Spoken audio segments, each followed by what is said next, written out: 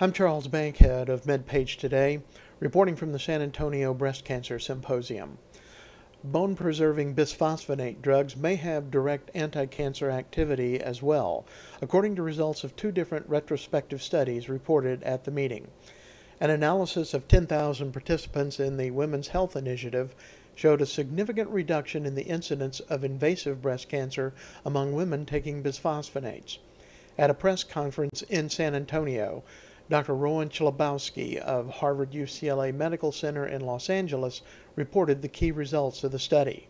When we look in a multivariate analysis, looking at the effect of bisphosphonate versus not on invasive breast cancer, which is the panel with the tables in it, you can see that the invasive breast cancer rate was 4.38 per 1,000 women years in the women who weren't using bisphosphonate at entry, and 3.29 in the women who were.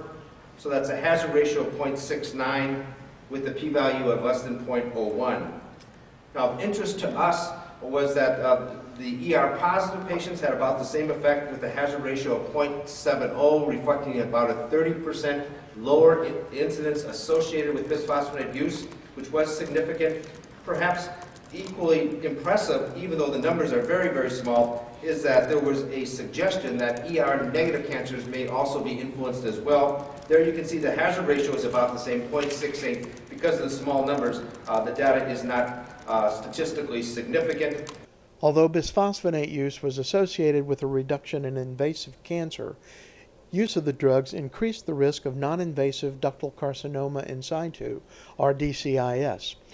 Chlebowski had no definitive explanation for the seemingly contradictory findings, but he said the results could indicate where bisphosphonates exert their anti-cancer effects in cancer evolution. I don't think that that's a negative factor in light of when we look at the tamoxifen versus raloxifene data. In the STAR trial, remember, tamoxifen and raloxifene both reduced breast cancer, invasive breast cancer, almost in identical fashion, yet there was a borderline statistically significantly more DCIS in the raloxifene group. And so I think it just reflects where in the pathway of tumor development these work. So in other words, if bisphosphonates only influenced invasive breast cancer, you get a buildup of non-invasive breast cancer. And so that's one way to look at it. I think you just look at the empiricism and say, and we haven't seen a catch-up of cancers in the raloxifene trials after a period of time. A retrospective analysis of almost 5,000 Israeli women showed a 30 to 35% reduced risk of breast cancer over 5 years in women taking bisphosphonates. In addition, breast cancers that occurred in women taking bisphosphonates tended to have favorable prognostic characteristics.